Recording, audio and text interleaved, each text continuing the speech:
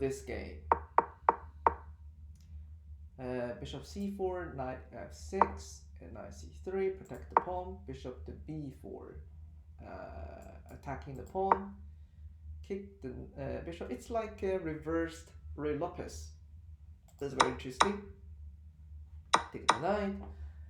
I will retreat the bishop, or later to b6, because I think the bishop is the bishop is slightly better than the knight.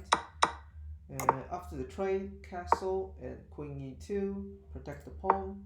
Knight c6, knight f3. Now white is slightly better because of the pair bishop. D6, bishop to g5, pinning this knight. H6, move bishop, bishop to g4, and kick the knight, and queen to e3, trying to unpin the knight. That's good. Knight to a5, bishop to d5.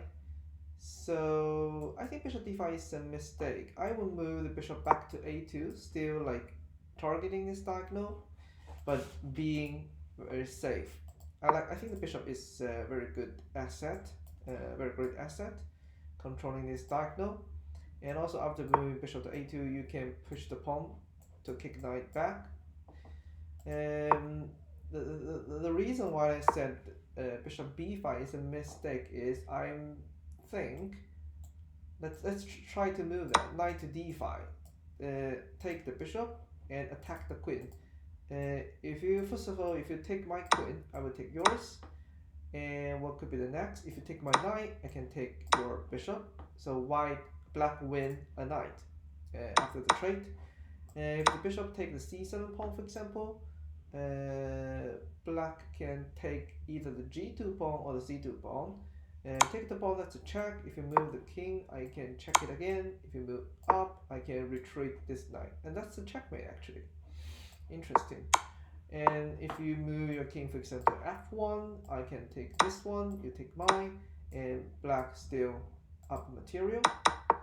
And knight c2 is also good. You can take the rook. So my point is, if white take the queen, white lose material in the end. I think the best move is taking the knight, and the pawn is gone. Black can move the queen or play g5. So I think bishop d5 is a mistake. Black didn't do that, didn't take the bishop, kick the bishop back to b3. I will put it to a2 because, as I said, I think this bishop is better than the knight.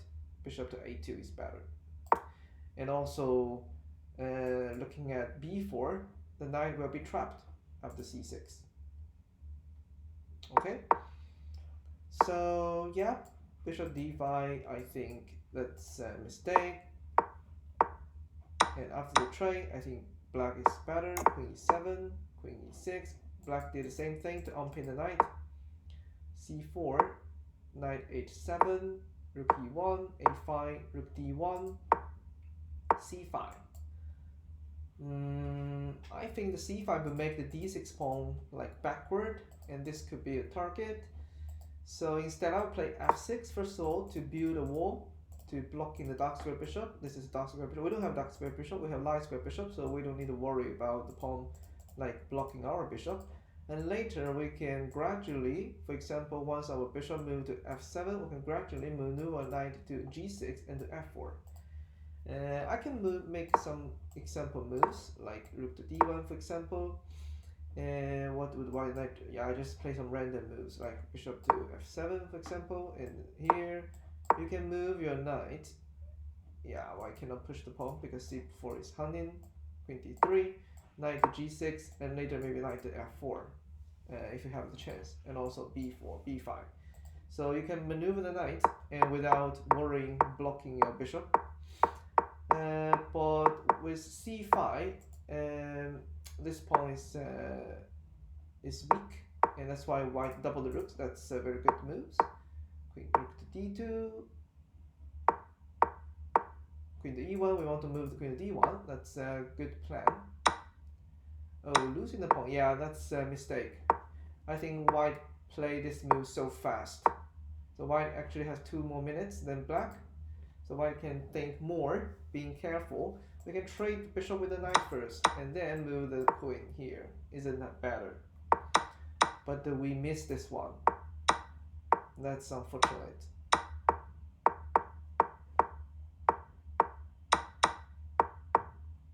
Okay, so now black won the pawn. Trade the queens here, f3. And white won one pawn back. Is there any way that black can save the pawn? Yeah, I think the problem was e4. I think black can gradually push the pawn or activate the king, f5, e4. That's better. And also, once we move the king to e6, can we move the rook to d7 and push this pawn to resolve this backward pawn problem? That's a good plan. Kick the rook doesn't do anything helpful. It just makes the pawn isolated a bit. And this pin is really great. White win one pawn back, trade the rooks.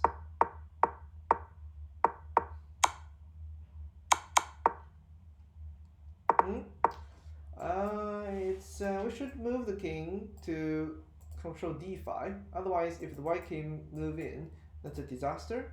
So I think king e7 is an interesting move. If king to e4, we can oppose the white king, force it away from d5.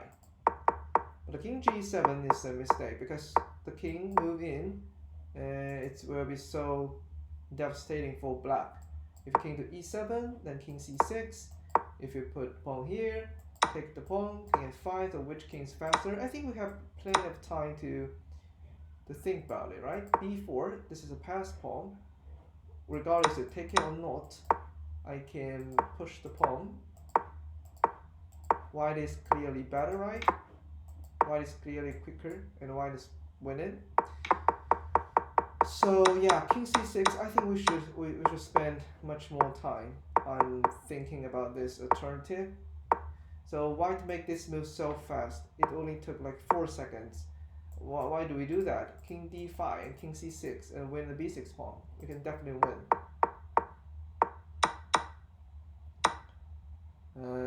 Okay, b4, king f4. Black has a pin, has a pawn. f4. Okay, black also made a mistake. Black played this move less than 10 seconds. This is a mistake. I think black realized after moving the pawn, right? We have 12 minutes on the clock. Why do we make the move so fast? Too fast. We just take the pawn and we'll have a queen. Yeah, and now white is winning. And that's a brilliant way to deal with this pawn. That's excellent. We can actually, yeah, queen d7, that's checkmate. Good.